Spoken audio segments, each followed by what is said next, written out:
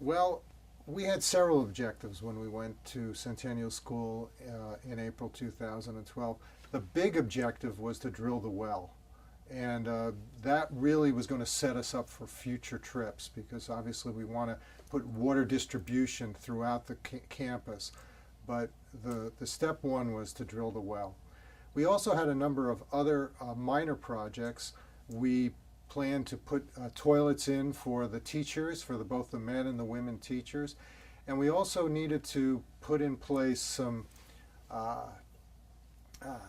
actually plan for what was going to happen on future trips. And so as an example, we needed to site where the solar panels were going to be located for pumping the water out of the well once we'd drilled the well. So those were mainly the technical areas. And then we also had a major cultural goal too.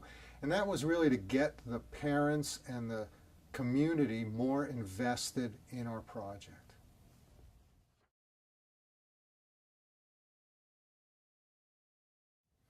Well, accomplishing the objective really involves a lot of preparation. As I learned, I had no idea how much preparation was involved on going on one of these trips. I mean, for 3 months solid before we went on the trip, we were having meetings several days, at least one day a week, sometimes 2 and 3 days a week, planning things that we needed to do to try to make things go smoothly. We're only there for, well, I guess we were there for about 10 days, and our goal was to achieve all these things in 10 days. So it is a very, very busy 10 days when you're there.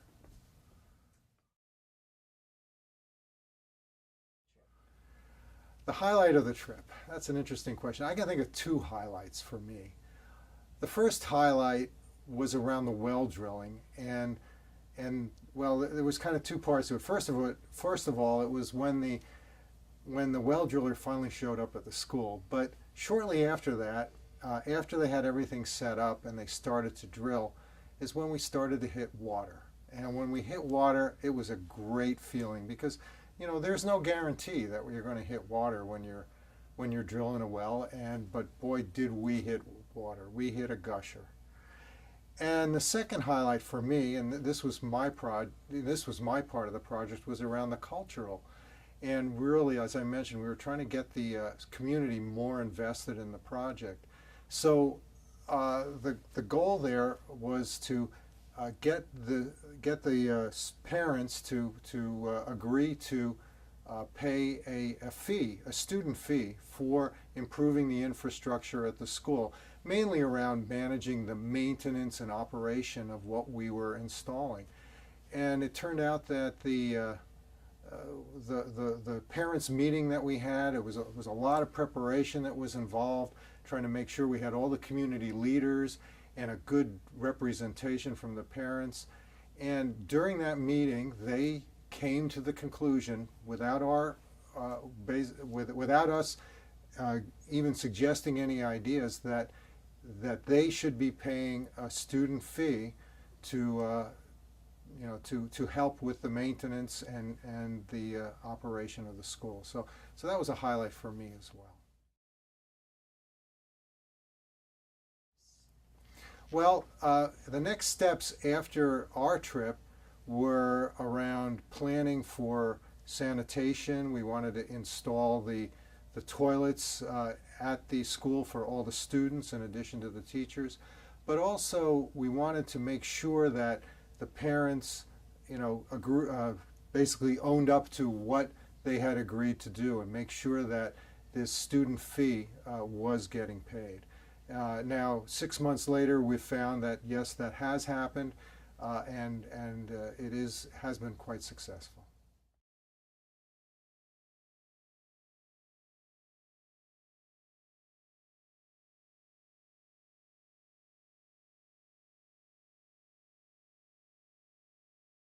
Okay. The goal of our project at Centennial School in Sierra Leone is to implement engineering solutions for their basic human needs so that the teachers and the students can focus first and foremost on their education. So specifically, this means providing potable water, decent sanitation, electricity, and sound and secure buildings. The EWB mission statement states that we collaborate with local partners to implement sustainable engineering solutions. The key here is the focus on collaboration and sustainability.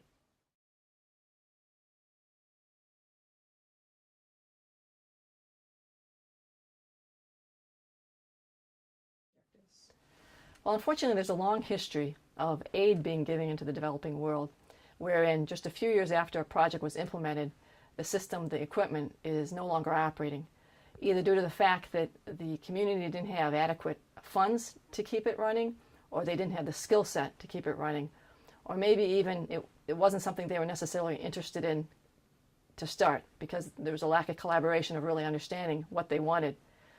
EWB USA really gets this. They understand this, and they understand how for something to be sustainable, there's a lot of things other than just the engineering that need to be involved.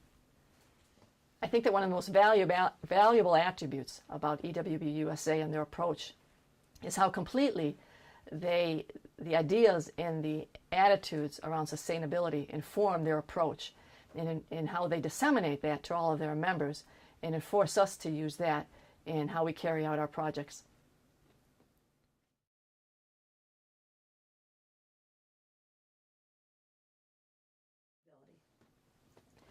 There are 5 things that we really do as a chapter to ensure the sustainability of our projects.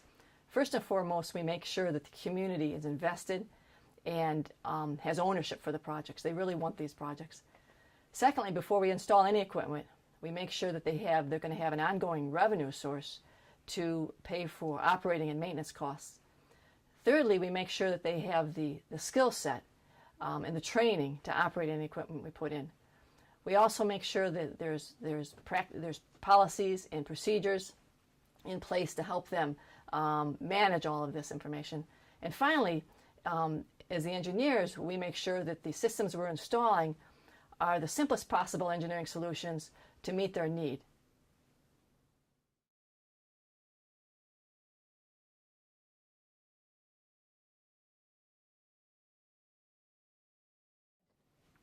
Well, within the first year of involvement with Centennial School, we worked with the school community to establish a board. This board has overall ownership and accountability for the projects we install at Centennial School. This board is comprised of just members of the community. EWB is not part of this board. And we've seen the board develop over the last couple of years, which has been enriching for us. Initially, we had to do quite a bit to prompt the board, to get them to take action, to get them to call meetings. And over the last year, they've started to be more proactive on their own and actually calling meetings of their own accord and taking action. So that's been a real positive over the last year, I would say. Positive achievement for us.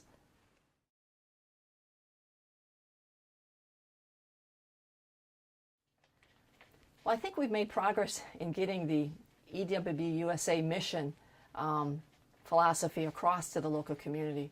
A good example of this is last spring when our team traveled to Matru and installed the well that's there now. We had a real significant milestone occur during that trip in that our team had spent time prior to that trip working with the board, working out how much ongoing revenue would be required each year in order to maintain the water distribution system, the sanitation system, and the classroom lighting, and to facilitate more lighting.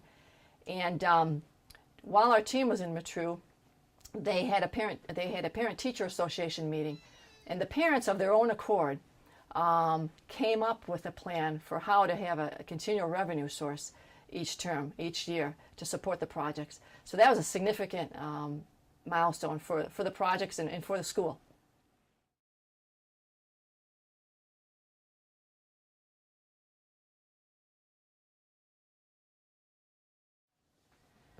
Well, in every project we've installed at Centennial School, we spent a lot of time thinking through the engineering aspects of how to make it as simple as possible for the school to operate and to maintain.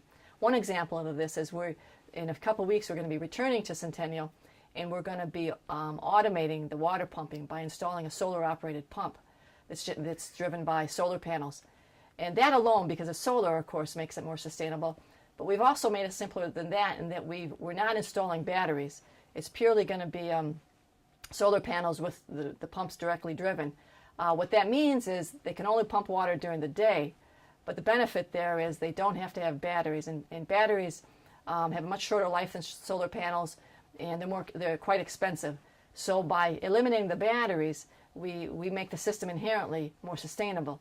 Now they do have to manage their water usage, but they have a storage tank, and if they learn to manage their water usage, it'll be a much more sustainable system.